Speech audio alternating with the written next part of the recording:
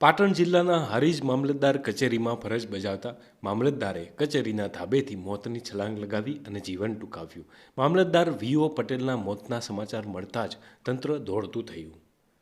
હારીજમાં મામલતદાર કચેરીના ધાબા ઉપરથી છલાંગ લગાવતા જ મામલતદારનું ઘટના સ્થળે કમકમાટી ભર્યું મોત થયું છે.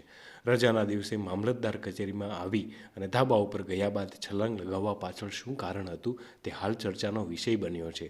હાલમાં પોલીસે ઘટના સ્થળે પહોંચી અને વધુ તપાસ હાથ ધરી છે. કલેક્ટર સહિતના અધિકારીઓ પણ સ્થળ પર નિરીક્ષણ કરવા પહોંચી ગયા છે.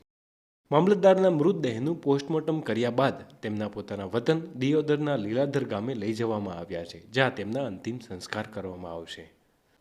આ સમગ્ર ઘટના મામલે ડીવાયએસપી ડીડી ચૌધરીએ જણાવ્યું કે મામલતદારે સવારે આશરે 9:30 આસપાસ ધાબા પરથી છલાંગ લગાવી અને આત્મહત્યા કરી છે, જે બાબતે નાયબ મામલતદારે જાણ કરતા અકસ્માત નોંધી અને આગળની તપાસ હાથ ધરવામાં આવી છે. મૃતક પાસેથી હાલ કોઈ સુસાઇડ નોટ કે અન્ય કોઈ હજી ચીજવસ્તુ મળી નથી. પ્રાથમિક તપાસ આ આત્મહત્યા છે કે કેમ તેની પાછળનો સમગ્ર કારણ જાણી શકાશે.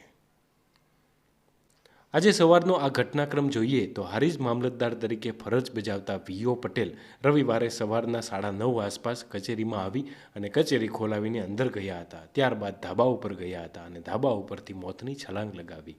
આસપાસના લોકો આ ઘટનાની જાણ થતાં દોડી આવ્યા. ગણતરીની મિનિટમાં જ કચેરીનો સ્ટાફ સહિત પોલીસનો કાફલો પણ ઘટના સ્થળે પહોંચ્યો હતો.